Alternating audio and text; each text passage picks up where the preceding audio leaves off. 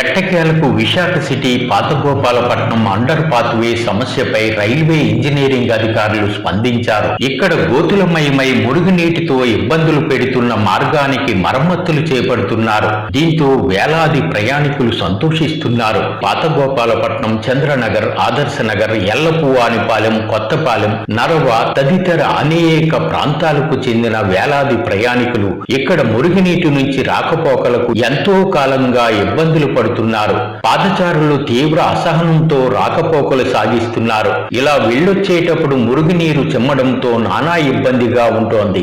పాదచారులు మురుగునీటి మార్గాన్ని దాటడానికి సాహసాలు చేయాల్సి వస్తోంది. ఇలా ఉన్న సమస్యను రైల్వే అధికారులు పట్టించుకోలేదు. ఇది కేంద్ర ప్రభుత్వ సమస్య అని జీవీఎంసీ అధికారులు కూడా పట్టించుకోలేదు. దీనికి బాధ్యత వహించాల్సిన విశాఖ ఎంపీ శ్రీభరత్ దృష్టికి తీసుకువెళ్లే ప్రయత్నాలు జరగలేదు. దీనిపై గత డిసెంబర్ 1వ తేదీన గాంధీ న్యూస్ ఛానల్లో ప్రత్యేక కథనం వెలువడిన సంగతి తెలిసిందే. ఈ కథనాన్ని పలువురు ఎంపీ శ్రీభరత్ దృష్టికి తీసుకువెళ్లారు.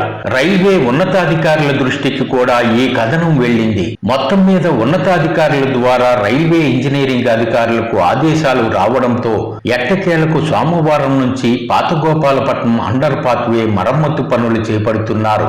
ఇక్కడి మార్గాన్ని రూపుదిద్దుతున్నారు. అండర్ పాత్వేలో రోడ్డు మందాన్ని 4 అంగుళాలకు పెంచినట్లు అధికారులు చెబుతున్నారు. నీటి లీకులు రాకుండా, కాల్వ నీరు అండర్ పాత్వేలో నిలిచిపోకుండా ఈ పనులు జరుపుతున్నామని అధికారులు చెబుతున్నారు. ఇలా మరమ్మతు పనులు జరుపుతుండడంతో ప్రయాణికులు ఊపిరి పీల్చుకుంటున్నారు.